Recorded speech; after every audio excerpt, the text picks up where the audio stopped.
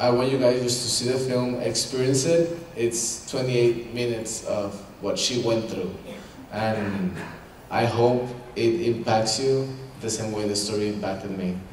So we're gonna start the film now, and oh yeah, we're gonna have a panel discussion afterwards for any questions related to the film, the production, legal aspects, biological aspects, I think.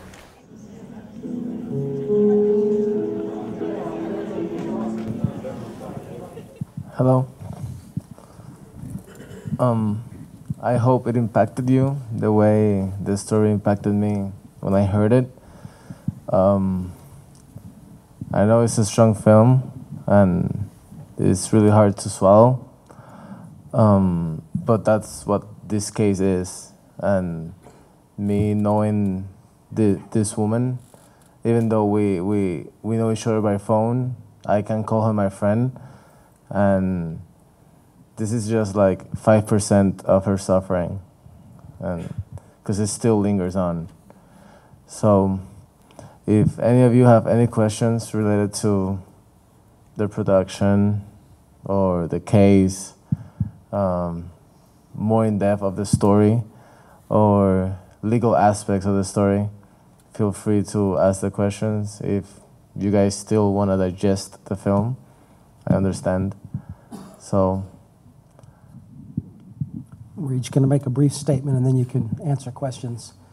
I wanted to make 2 points, one a legal point and the other a cultural point. The legal point is that many people are under the impression that abortion is only legal the first 3 months of a pregnancy. That is not true. Both in the state of Florida and throughout the country, abortion is legal through all 9 months of pregnancy. In 1973, when the Roe versus Wade decision was decided, there was a companion case that most people are not aware of called Doe versus Bolton. This was challenging a Georgia statute, and it had the exact same oral argument schedule and briefing schedule as Roe. It was a companion case. And Mary Roe was the pseudonym for the plaintiff. Bolton was the attorney general who was being sued because it was his job to enforce the law. And the holding in Doe versus Bolton basically was that it was the same 7-2 decision in terms of the justices that voted on it as there were in Roe versus Wade. But the court said that the woman may obtain an abortion after viability if it's necessary to protect her health. Many of you know viability is the time in which we can sustain a baby outside the mother's womb. The problem with that construct that even Justice O'Connor recognized in subsequent decisions that the date of viability is moving as technology advances. We can now sustain life much later and longer than we could previously earlier. And so it's only the substance surfactant in the baby's lung. Once we figure out how to deal with that, then the date of viability is almost going to be gone. But the point is that what the court decided was in Doe was that the health of the mother was a justifiable reason to have the abortion. And the problem is they described health in incredibly broad terms, using the words, in light of all the factors, quote, physical, emotional, psychological, familiar, woman's age, relevant to her well-being.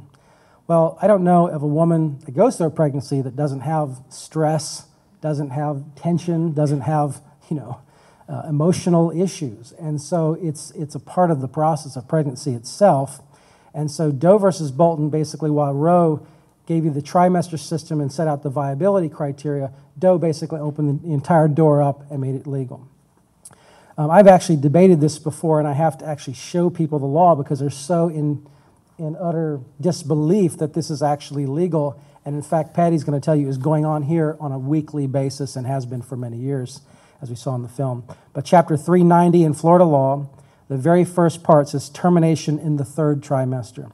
And it is available where 2 physicians certify in writing to the fact that to a reasonable degree of medical probability, the termination of the pregnancy is necessary to save the life or preserve the health of the pregnant woman. And again, that's so broad. You could say I'm stressed or I'm depressed, and it justifies us. Patty's going to tell us about how the physicians don't even abide by the two physicians in writing many times as well. But that is the law in the state of Florida, unfortunately. The second point I'd like to make is cultural, and culturally I think that the problem is that what we have is that we are no longer a society that is committed to the general welfare of the society. We're no longer a society that's committed to the best interest of children or families or the common good of society. We worship a God, and that God is called personal autonomy. And it trumps every other factor, and unfortunately in this debate on abortion, it is most prominent, where we're willing to allow personal autonomy to end the life of another human being, the most precious and vulnerable human beings, arguably, on the face of the earth. And so that is an enormous problem that we have as a culture. Why America is founded in this concept of individual rights, that's different than personal autonomy. Personal autonomy trumps everything else. And so we have to rethink how the culture thinks about individual rights and decisions, because while some of that is good in an economic context and even a political context, we're seeing things that are just unthinkable because we elevate personal autonomy that trumps every other interest in society.